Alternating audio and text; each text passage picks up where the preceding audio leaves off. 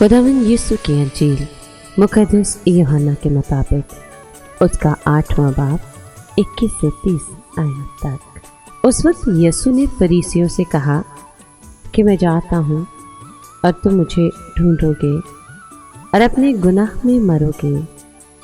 जहाँ मैं जाता हूँ तुम नहीं आ सकते। तब यहूदियों ने कहा, क्या वो खुदकुशी कर लेगा जो वो कहता है कि जहाँ मैं जाता हूँ तुम नहीं आ सकते। उसने उनसे कहा, तुम नीचे के हो, मैं ऊपर का हूँ। तुम इस दुनिया के हो, मैं इस दुनिया का नहीं हूँ।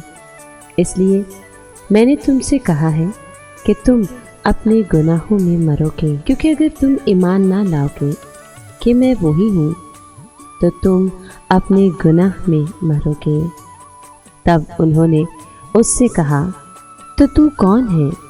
यीशु ने उनसे कहा, मैं वही हूँ जो शुरू से तुमसे कहता आया हूँ।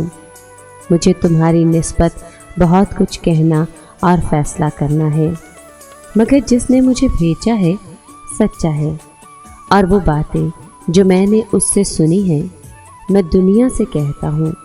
वो न समझे कि ये हमसे बाप की निस्बत कह रहा है।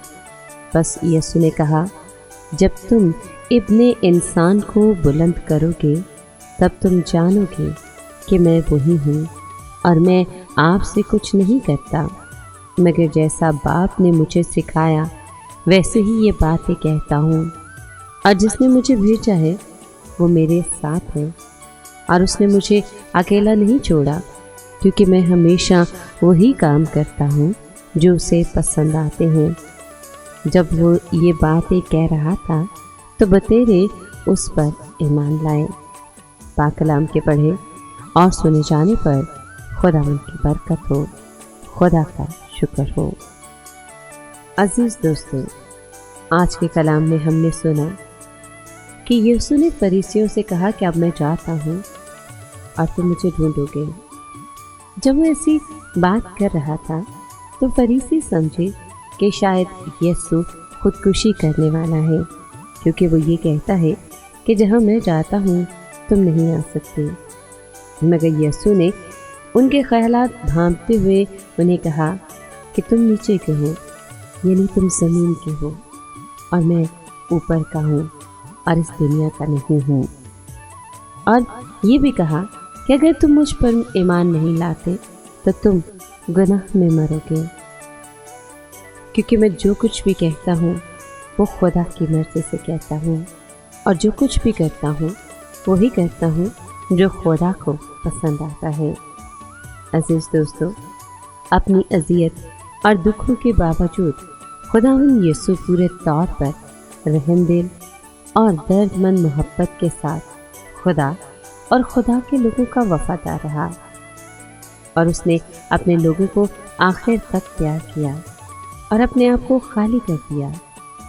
वो आखिर तक यही कहता रहा कि ईमान लाओ, गुनाहों से तौबा करो। हमारे लिए उसकी मोहब्बत ही उसकी अज़ियत और मौत का सबब बनी। उसकी हमारे लिए मोहब्बत ने हमारी निजात की राह खोली। हम अपनी ज़िंदगी में तरह तरह से अज़ियत और दुख उठाते हैं, लेकिन जो दुख मोहब्बत और वफादारी के बायस उठाए जाते हैं वो निजात बख्श हैं।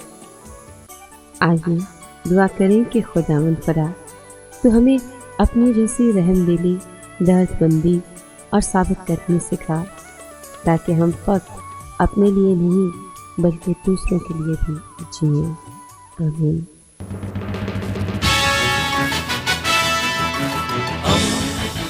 दोस्ती का पैगंबर, रेडियो वेरितास एशिया।